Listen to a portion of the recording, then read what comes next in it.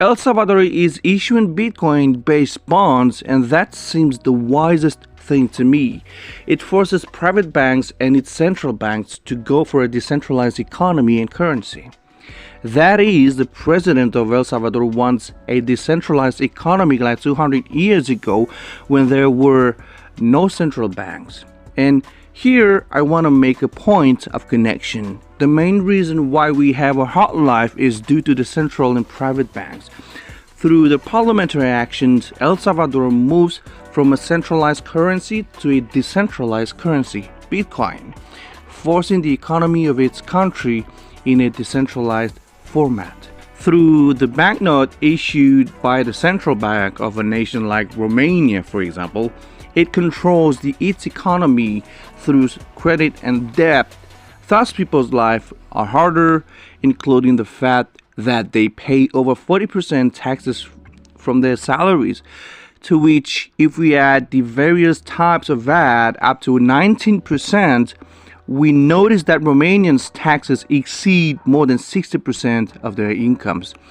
Anyone who doesn't understand what El Salvador is doing is making a big mistake. El Salvador is putting its decentralized economy and private finances back in the hands of ordinary people and entrepreneurs as it was 200 years ago. What I say is very important. Thus, the taxes will decrease, but they will not necessarily be less. When the state issues bonds on Bitcoin, the pressure to pay high interest is dissipated because it is no longer centralized currency.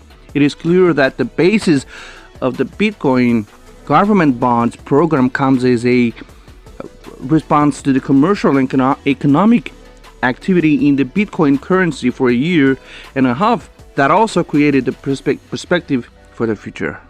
It is also obvious that central banks and private banks cannot control the decentralized currency Bitcoin because it is not a currency created by them, and this stings them, especially when Bitcoin bears fruits. The task of central banks and private banks it is not to lose power over people and governments through credit and debt.